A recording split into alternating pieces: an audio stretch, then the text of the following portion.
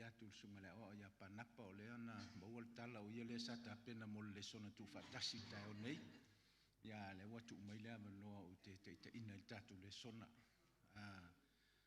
e ina nei e fi fasa o tatu maftanga ni tai au o le saunuanga sunga le tu ina o au le te ta milo ele o se fai fi au ta milo le fi au le na o le ti apolo e ta milo solo le lang awa o le manatu le o ia panapa o au le ta milo solo le lang ia au te ofo ia te utou ele ia sistanga te tau fo lolo tu ka le sia sa fa ta lo fa mo ia te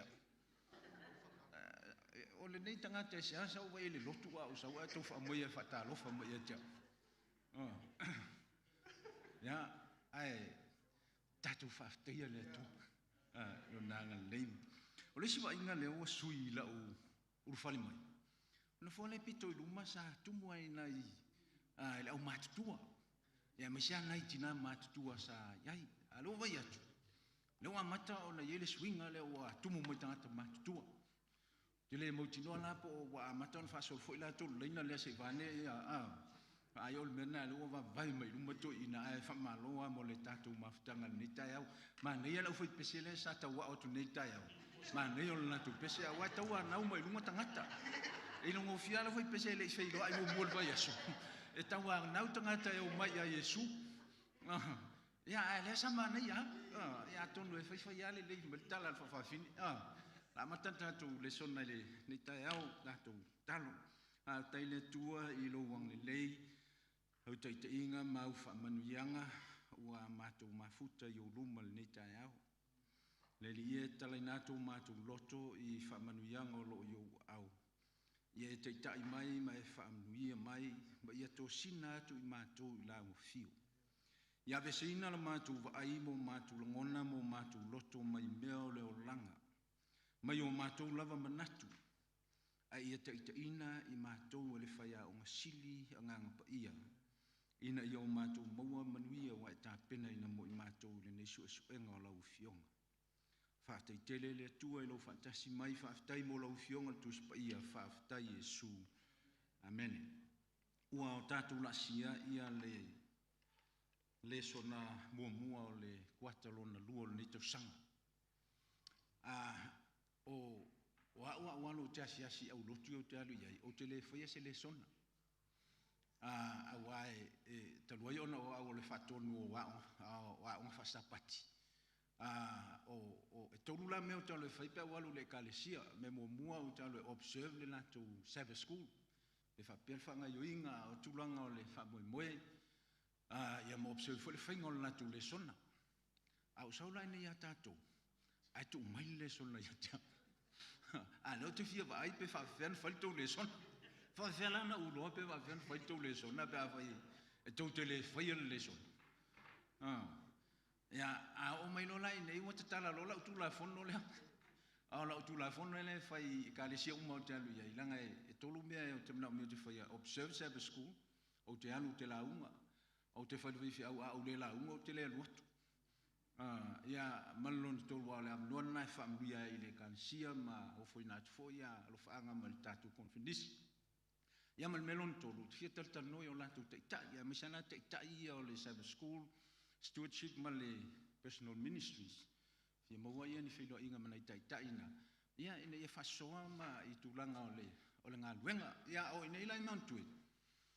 O kia o mai lo ia sa o arkala o ilele ele mamalu se perfeka so le longa mo ia whaftai o alo mua mano e tātou te mafuta mo tātou whilo ia mo tātou whasoa le whionga le tua. This is one of the concept o le si lea o fuafuanga o lo whata oto mai le ofisa o le onga sapati mai le tātou uni lea sa waile mele ta o le Sabbath School for Life atono ia stemi o na mole o sa manoa e whaso atu ai e mawhai ni tātou training si nei i mea ia.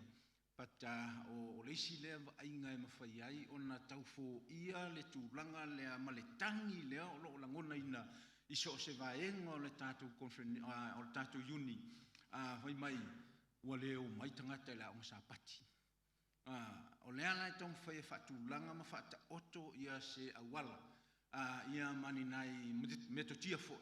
E ma whae ai ona fsoswani. E tali le whawhitauli le pe o tulai mai o se mai ma o se ngase tu ngai le ka le sia. Ile ngā o ngawa tātou onga sapati. O le tātou susuenga o kuatal nei le ua whaautuina o le tuputupu i le mafutanga ma le atua. O le susuenga atua leo le kuatal nei, mana ia le tātou wawa, ia tua lo uman tātou susuenga tusi e lunga paulo lena mai atu e tātou susuenga, o ai foi tusi e tātou susuenga. O ai? Kolose? Mai? Filipi ma Kolose? Ke ofo ni o sa pakiang ke ngai ngofko uma susuenga dia le ngalo ya o kukusia ni ka ko susuenga. Alela wala mai nei ia man tuala. O le fatu ato le susuenga o kuata le na tea. O le au mai ale o le langi na ia tu fata sia ma le lalo langi. O lona tonga le mu o Yesu. O ia lea o le tangata o ia o le atua na mawhai ona apa i le langi e toso mai le langi atoa. Ma apa mai le lalo langi au mai na ia mawhai ona tu whaata sia mana tuala o le unity in Christ le susuenga o le kuata le na tea nei. Alela wala mai ia le tātou susuenga o le kuata le nei. E tātou te mai tau ai le soifuanga lao le tangata o le o tu whaata sia i le langi ma le lalo langi lo na soifuanga. I le tūlanga o le ola tuputupu. O le tuputupu, o le soifua, whaaleanganga o le tangata. O le autuna leo tātou le sona i le taio nei. Suenga o le whamaon reality check. Ia taimi fo ia o le olanga i tātou tumna o mia ia whaile suenga rea mai.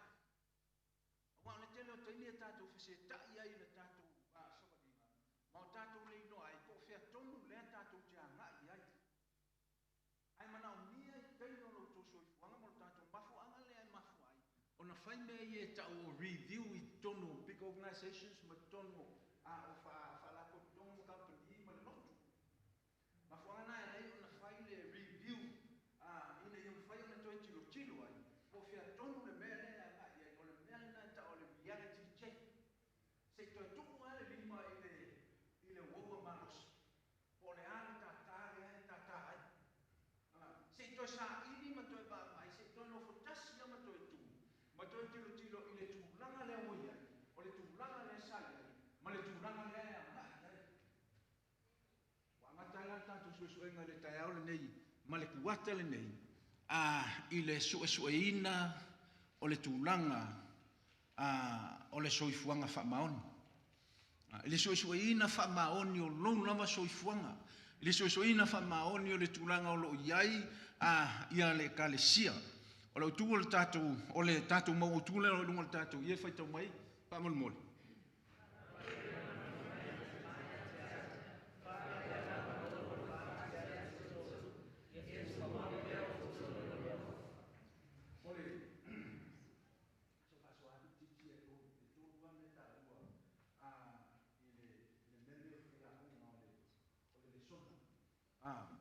O me ie tau o le head, o le heart, ma le hand. O ame? Nane ui mai iwe. O lo wiloa? O lo wiloa i lo mafu fau. E le lama la lo wiloa i lo mafu fau. O wale kone e loa i lo mafu fau. Ka e le whaia. E mafuanga e le whaia. Ona e lo tono lo loto. Tumoma. A lona i tono lo loto. Ona whaatino e le lo wima. Sengo la onsa pati. Tau tua nama o to tahi o to senga i o la futa ile o la tu ma fa o te ile o la tu loto. Ma ia fai no fatino o la tu la ai. O ka sa o ko no ko ni mo ke ka ko do e se beto tu. Esa. So, wa me tol o le he.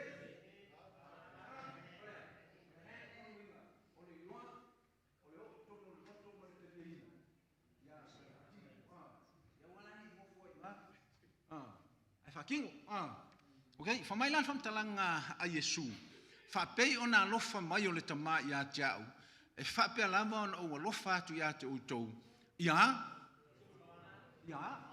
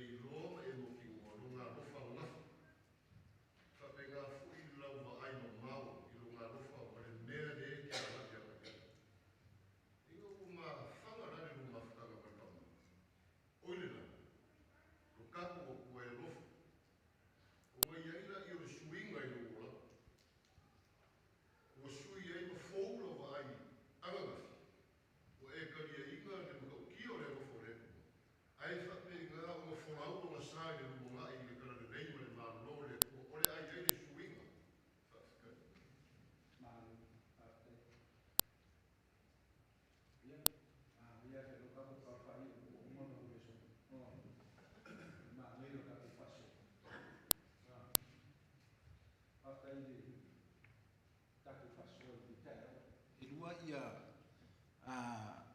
pai ngotus ia le fi fa ma foi na ta ni ta tu su na ole se au ia e ka ni si e la to kai e ma tu fo ka ko e ke le ka ko kala moi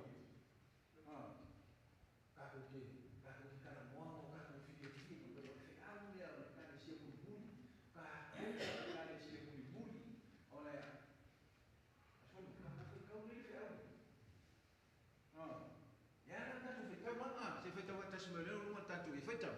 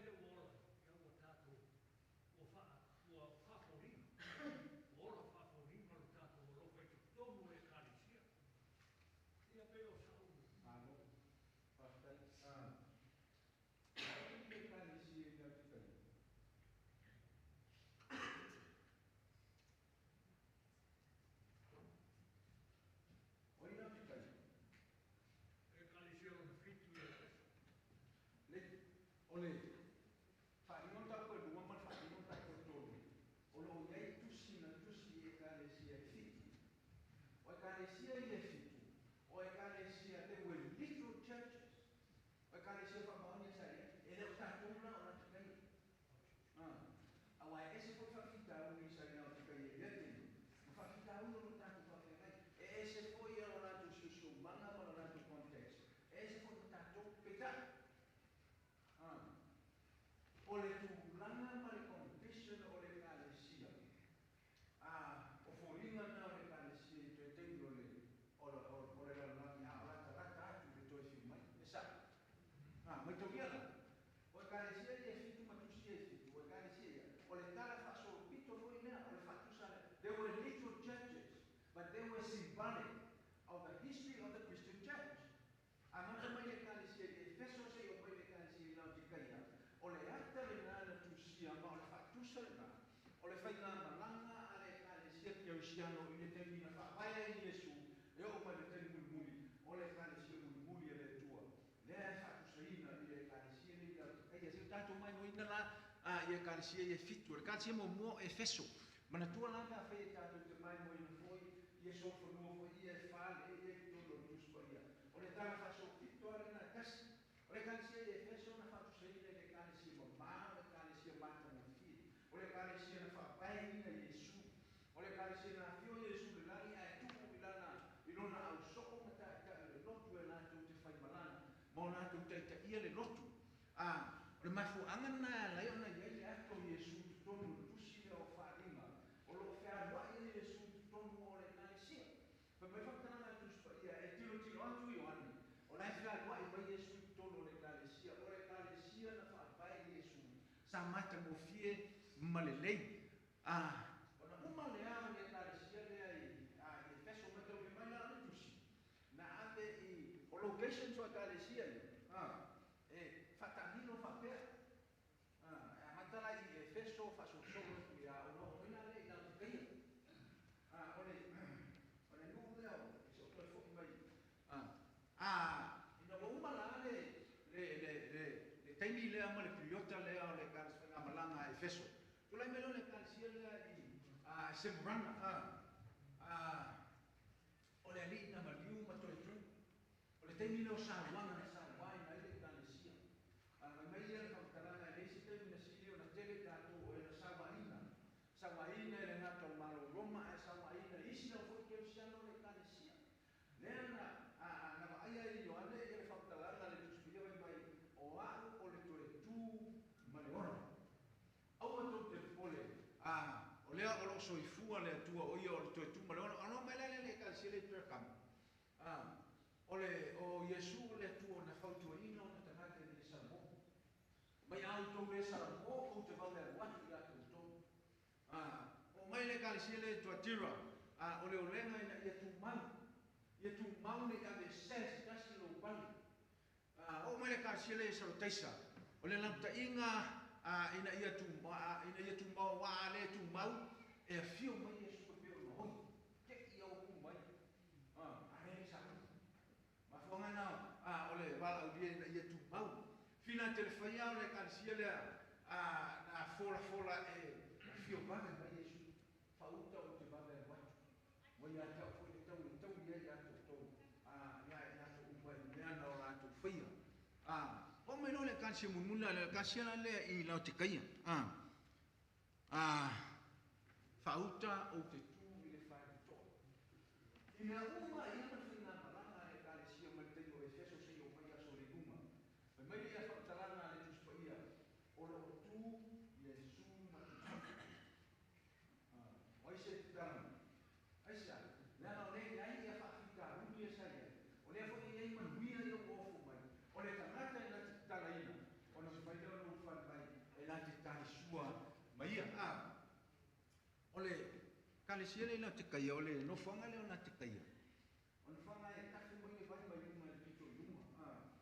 O mantua aia le no whanga le na o matutau uma. Ina pe e rifia le utau ia matu. Whai au sa mo wa wha. Suma porotene nato, suma letio, suma itima. O makutau ia o na mukutara. O makutau ia o pe e rifia o matu mo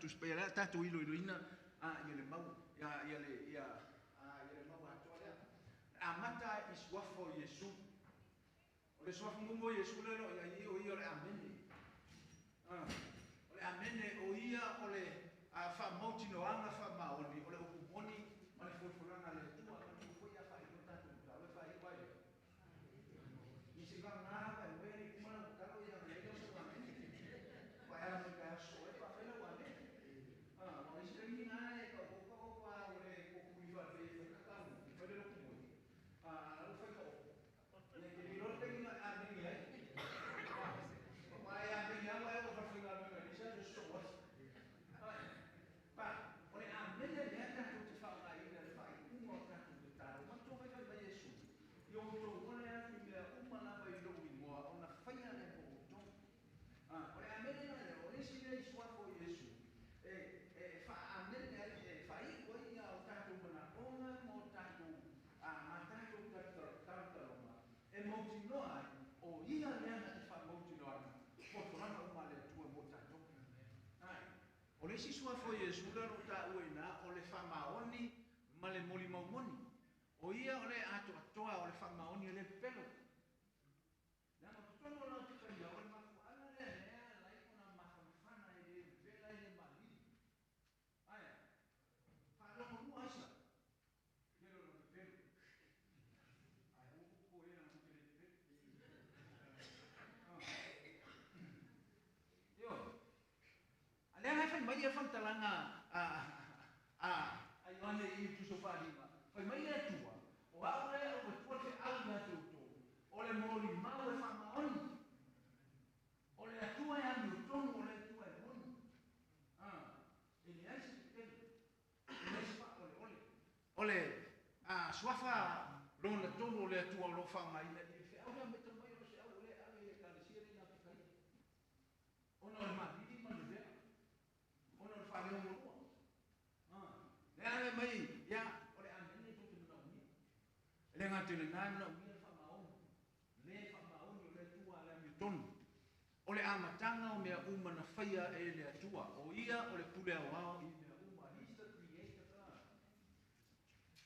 mea le o le fiauna na pati la tu tui na te e a batu i le atua fua o ia o le pule au au i po aha lana o no ia po e te pelo fa le o mua o lisi po e po pole fa le o mua o lisi le o ka o ia po mo e fa le o mua o yo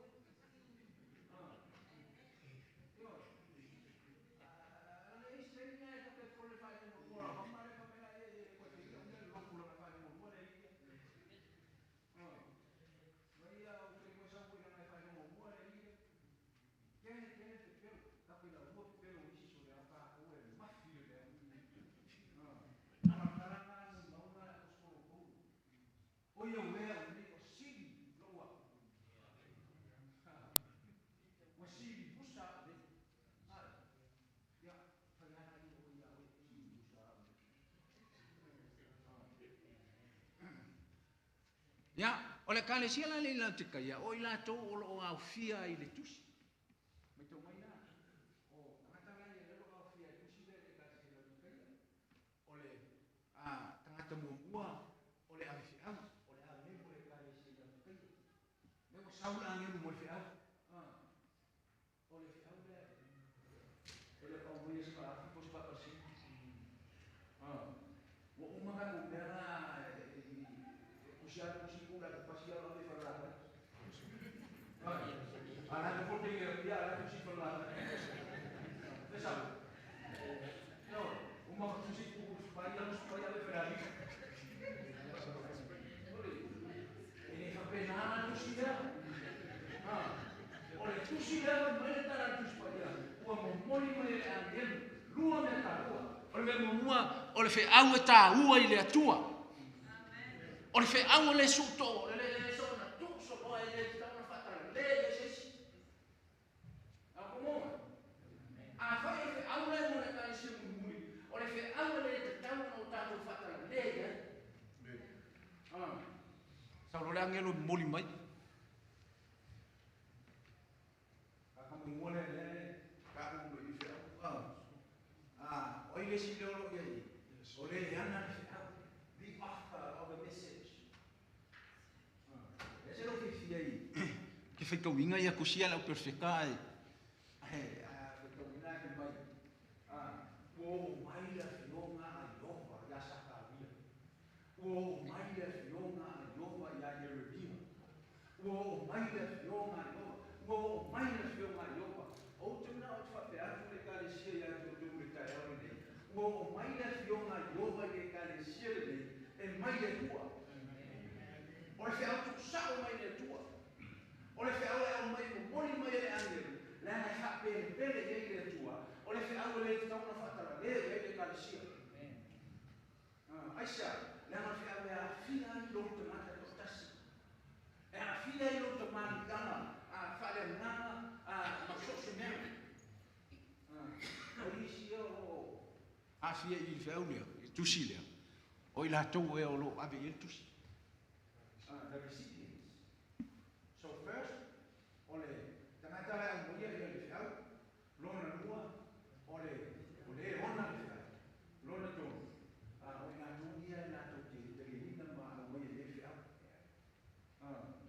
The moia on dana ua tusi ele kale sia i na te kai. Te nai tusi fia le o i o le. E no mele tua, tusi ave whakakia i ore kuipango le King's Cross. Pe kusi ave whakakia i ore marana ka pio pelu. Pe ave whakakia i ore, mele tua la hemu. Anwe ave kusi lea, ave sao ai le kare si la tuskaia. Lea o i la tongo le au pa ia le tu. Ana, ai le inga kanga ua whakawhau, sole, pa ia kato. Ia kakia le hemu e ia ora pa ia lai. O vai ngai o te au. O whai aku me wai e kapu. O tina fuka o sa tu kia so i kore kaka. Vai, o vai ngai o te au. Mo mua, o le atua o le whamasino na te sila fia te uma. O le atua o le whamasino na te sila fia te uma. Ilo si fia o toni. A hoi no tatu mano nama, mamatua no tatu soi fua whale lana. E te lepo o le fua o ema e tau whamasino ina le si tangata lai o te tafa. O le whatu lea o le whi au lena au mai le atua au mai le alien, ave au pa ia. O le whamasino fua e o le soi fua le tua whamasino au le tua. Pesa? Langa e masangi nga a fia lesi nga kai la whamasino nga. A fia e malo nga kai la whamasino nga. A fia e mana o kālesia. Ia e kwa sa wai te e lawa o sa pakile. Whapare prose. Ai. Sisi o tona si yanga ole. Lona lua, o le tangata o le atua, o tangata o le atua la tau te lei loa, lo la tau tūranga. Tole. Hei. Mele tua tole. Pai mai opo. O mau mea. O le se me ko ki ki vai. O poko. O ka mau ainga. Mele tua tole. Ko ke lei loa ko tūranga ai.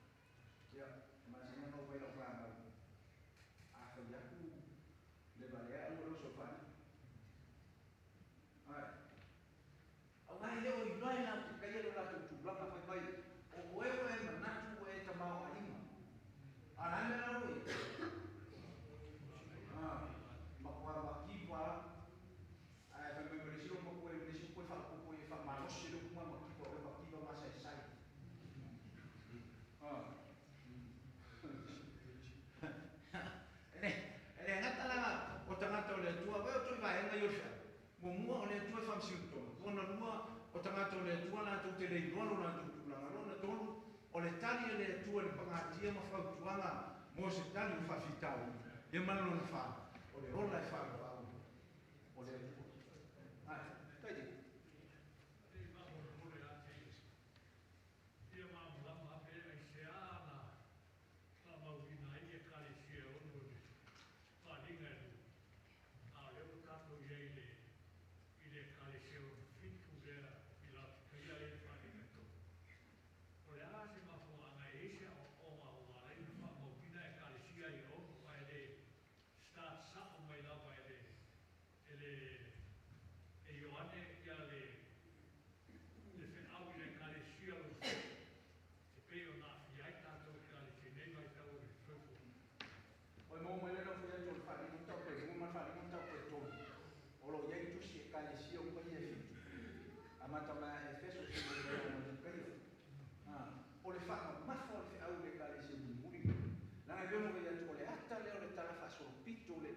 ai tai mai le tai na fa vai te no e feso na mata mo firma le lei se yo le tai na lei no ai te lo bel ma po tu mo po fa vai na fa vai na e sula na kalesia ma le tai na sa vai na wa umma na tai na wa ta na na ana mo mata mi sanga ile kalesia mu me ko fa ma fa mo ye fa na ia i toa e ta na to le kalesia le tua ona so fu e te mo le dan muri la le fa o le lo fa fa ko ba o le tu mo le tu na mo se mai ia ia Israel me ia yu te ne mo o ese mo yu te ia mo te tonu fa ke ni fa vai fa ta na ale tu ale ia fa e uni ia no tu fa ai o le no fa fa ba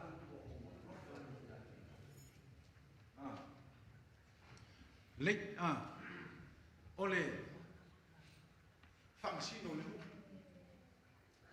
sila to e sila fia le tua me e mai o lo au ma luenga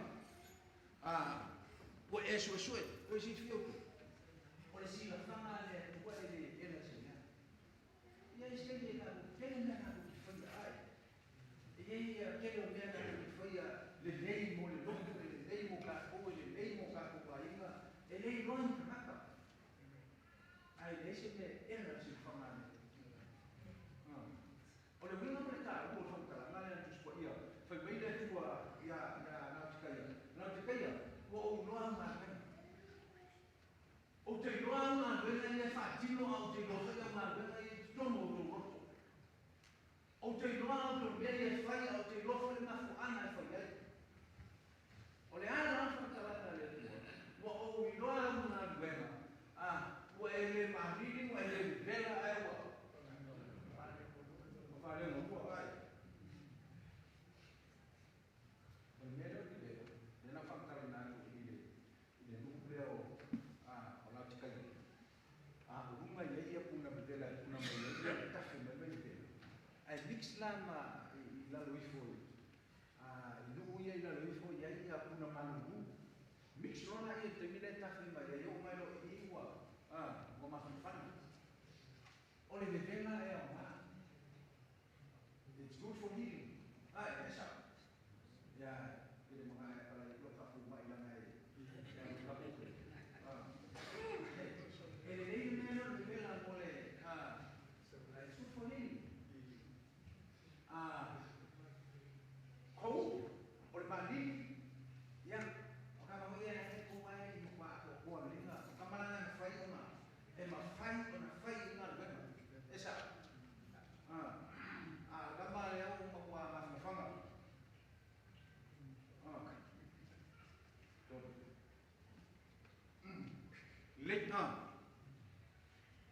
o fe e o jalu lei mai no na fantara ana fisala faisa na le sila fia le tua me uma o le winga o kula te kaia o le famasino o tangata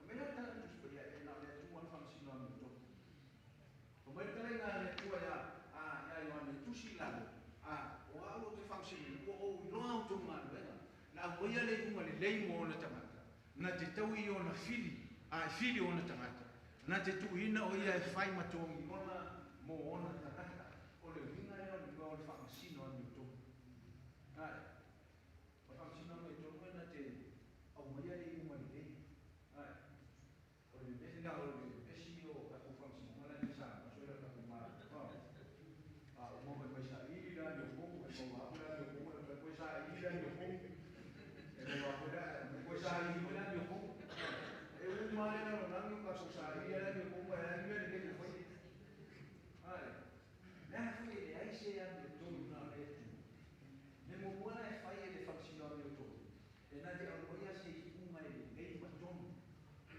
lona e na de fa uma tia filho ou na cara ai aí no filho uma pois que a lei que foi ah na e dele fuki le bao ka ka me ai a vele le ko vele uma ba ai na te tuina o ia e fai ele una tuina e fai faxino a meu todo e na te tuina o ia he placed himself on the line for the sake of his people e tuina o ia luma e vea matongi ola mo ona tangata ia mai tau ia la le tulanga la le o tangata o le tua o le tulanga tonu ale o le nu o oi foi ka se ora mai ua fa le o lua mo le manili pe vela le teu no ia ka vela ia na manili foi le a fa le o lua eu te le fa le topu ma ua manatu ua tamao a ina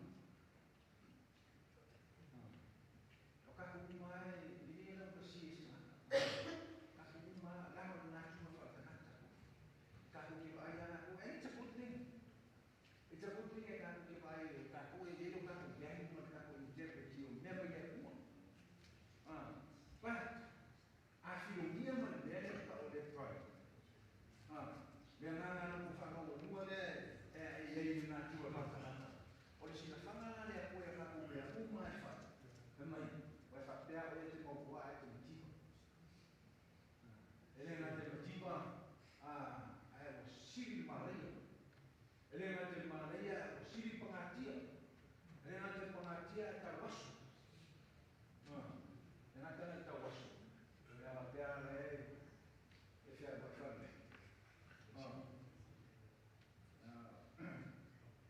la kuli jolo la pa ma mo na la fia ba de la ba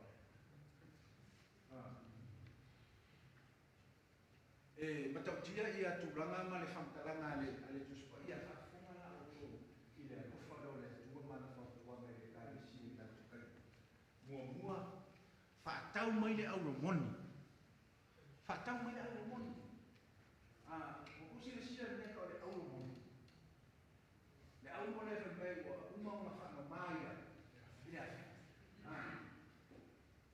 e mangi e whamtaranga le awai te koe ma mokasi fai mai fa tau le o mo ni lo ni e ia le au ro ele e ia le au ro la pi ele da lo que le yo e le au le o le au ma e ka kia mai o ruma e pisi wa e mo pa e pe o wa it's clear ai le au ro la le mai le tua fa tau mai le au ro le o le tapo i na moni ma le ma tanga fa kasi ba le tua ia fa mau mai le foto anga lona lua fa tau mai le ofusi sina o le ani o tonu ma le tua la mai fa tanga tu so i seia o la o tu wa o tonu o la tatu wa o tonu ua pala pala e pe le pe io ma o ma fa le tatu te na ni ai le ani o tonu ke liso e o fiufi ai o tatu le la va e o fiufi ai o tatu i pala pala ai ma foi ai o tatu tu ma le ani o tonu ke liso mo fa si no ngale tu ai ka to mai rola le mai mata mai au mai tu mai mata na ola ai mai mata ola na ki o le tu ni yo ma ko ma ka na ki lo que na ko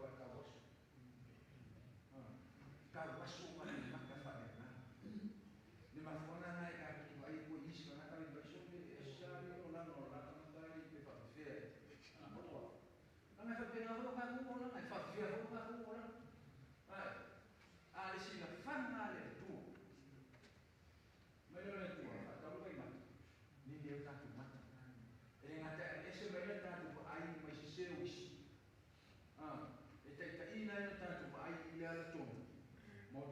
vai a wana e whanatatu so swani e ista ngata.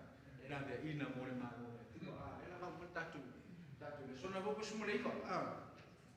O le whalinga leo na tau patolu. O le alofa o le tua.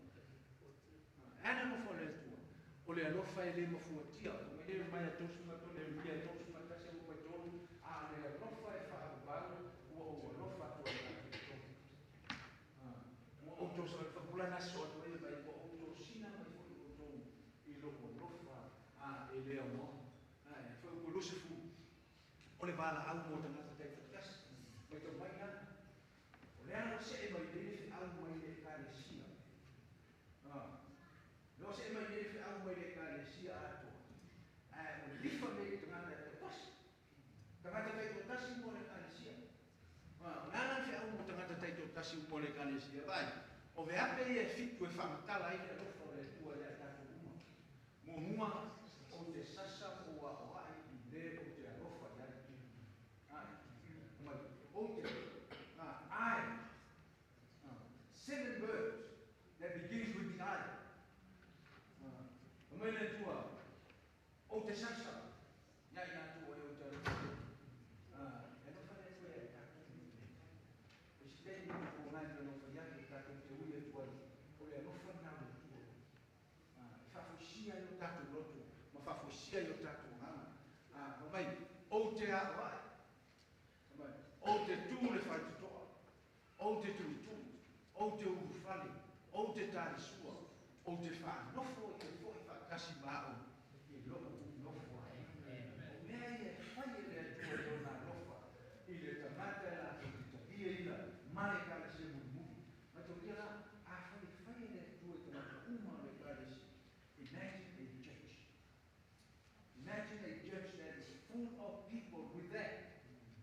Whaatei no tangu mahu pau, se kāresia, whaatumulia i tangata, e rofa e ia tue le rofa e. O te sasa, o te awa, o te tutu. O te whanofo i le nofo alii o le tua. Le ala whaumaya le tatu le sonai.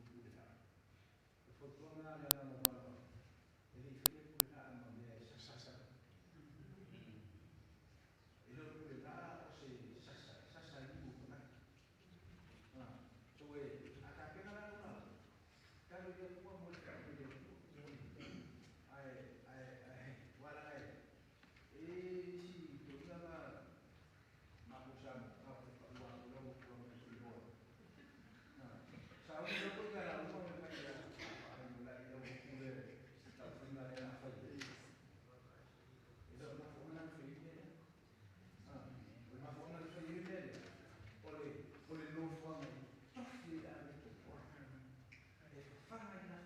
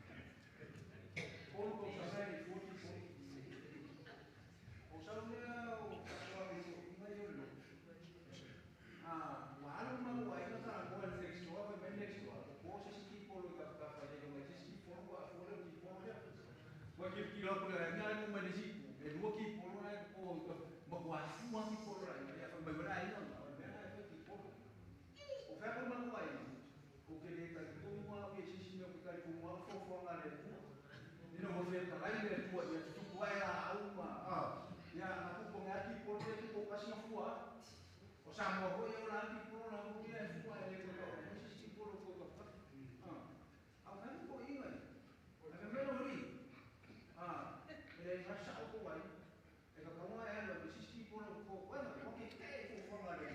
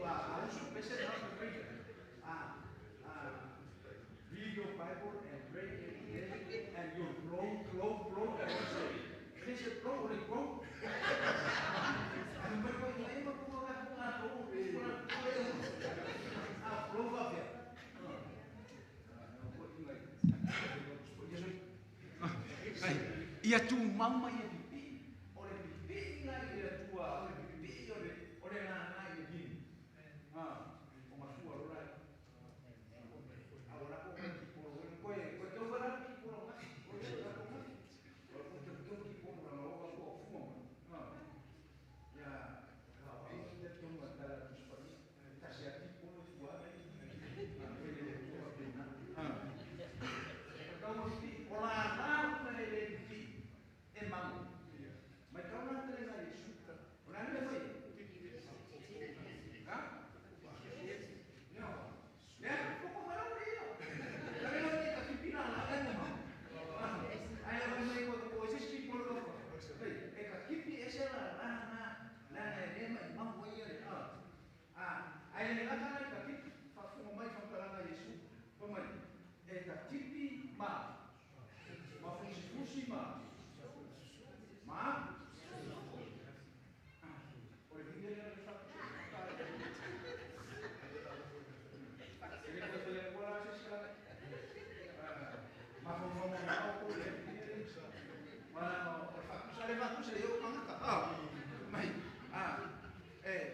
ole vine monio Yesu ora na te tau na pipi ke vine ia tu mau ali ka toma pana fatanga le tua e te o resia le ati por ver we allow God to prove fatanga le tua na te ora ia pa o mo ora na fala fuori fia na ya si dere o la ali solo che di giorno hai una fuoco o una fuoco per dare la storia o le fuoco che ti viene tu si firma